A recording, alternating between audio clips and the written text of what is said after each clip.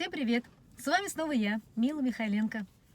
Сегодня я хотела бы с вами обсудить одну очень важную новость, которую, в общем-то, хотела вам сообщить. Как я раньше говорила, мы принимали решение о том, чем мы хотели бы заниматься дальше в Америке, как можно заработать денег и по максимуму узнать больше о этой стране, посмотреть страну.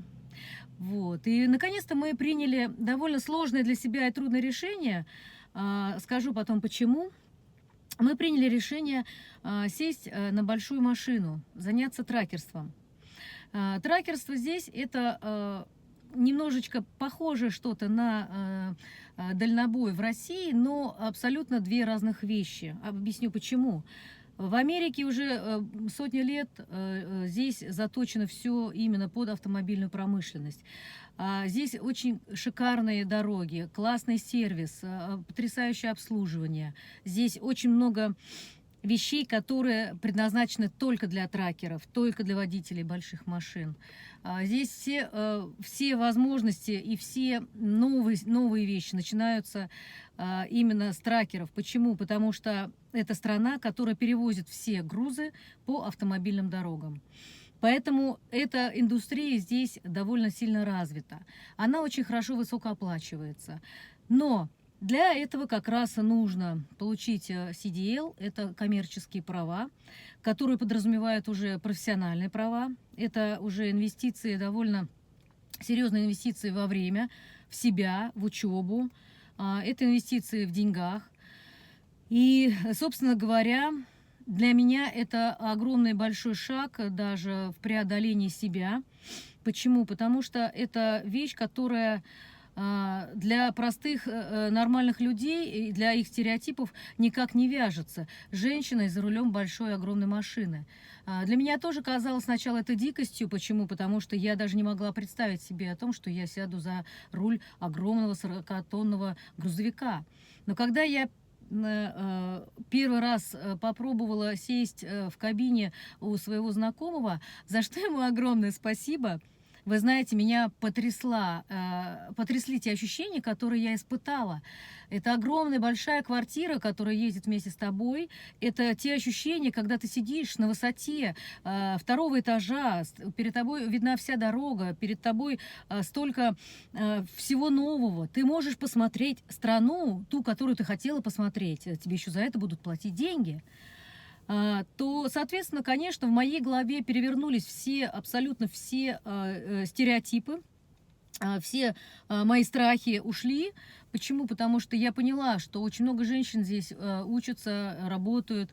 И пока мне даже не показали видео, где 83-летняя женщина с собакой ездит уже более 20 лет, сдает свой дом и тащится от этой работы и не собирается уходить. Почему? Потому что ей нравится движение, она живет этим, она существует в дороге, она продлевает себе жизнь таким образом, да, она довольна собой, довольна жизнью, человек улыбается, собака довольная, потому что она с хозяйкой постоянно. И я вам скажу, именно вот эти моменты меня потрясли. Потому что у меня был опыт в России, работая с большими машинами, и ничего, кроме как головной боли, проблемы стресса, я не испытывала.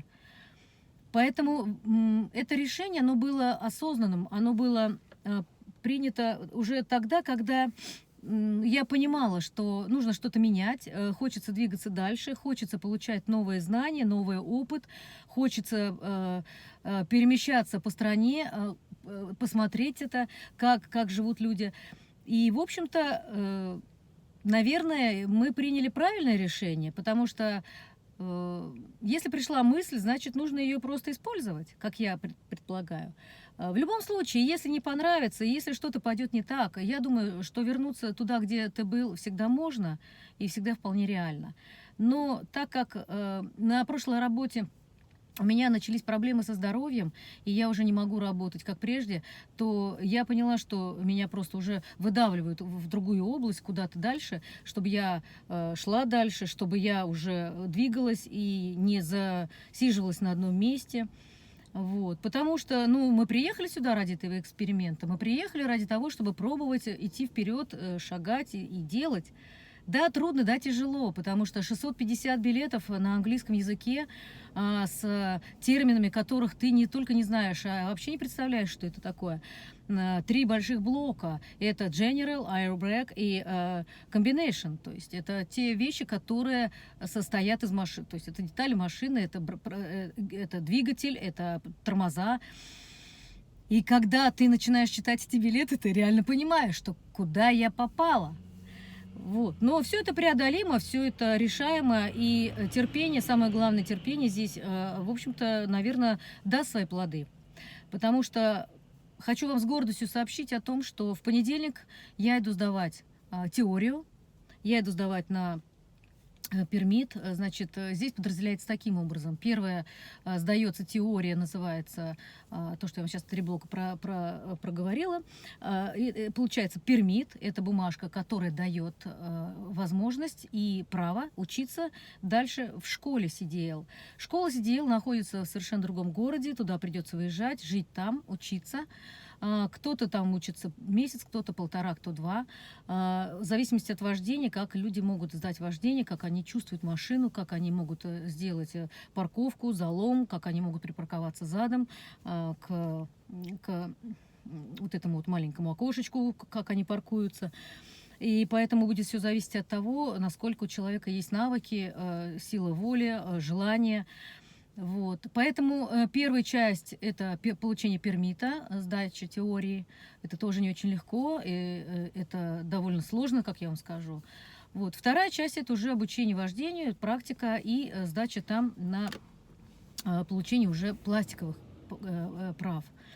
Все это где-то будет занимать порядка 2 месяцев, все вместе. Почему? Потому что после того, как люди сдают, получают права, они сразу же садятся на трак, заключается с какой-либо компанией договор, садятся на трак и месяц еще стажируются с кем-либо, с водителем.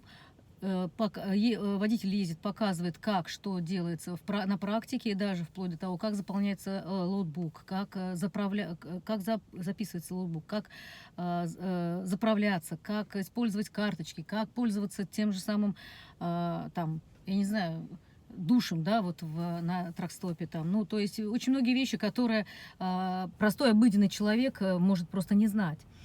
Вот. Так как мы много попутешествовали, поездили, я уже имею представление о том, что такое тракстапы, как заправляется, я уже имею представление о том, как все это происходит, как это делается. Но, по крайней мере, приблизительное представление. Что касается практики в дальнейшем, ну, посмотрим, если дойдет до нее дело, я очень надеюсь, что дойдет, то, собственно говоря, уже будет проще и легче. Почему? Потому что не просто так этот труд оплачивается очень высоко, не просто так это высокооплачиваемая работа, да, потому что это не легкий труд, это не легкая работа, и это требует от водителей, в общем-то, довольно серьезной закалки, как стрессоустойчивость, так психологической, так и здоровья, потому что по 11 часов за рулем это довольно серьезное испытание для людей. Вот. Ну вот, собственно говоря, все, что я хотела вам сегодня сказать, чем поделиться и, в общем-то, рассказать о том, что произошло за это время и что мы надумали. Вот. Поэтому спасибо огромное, что вы со мной, что вы смотрите, что вы сочувствуете. Вот. Жду ваших комментариев, пожеланий, вопросов. С удовольствием на них отвечу. Всем пока!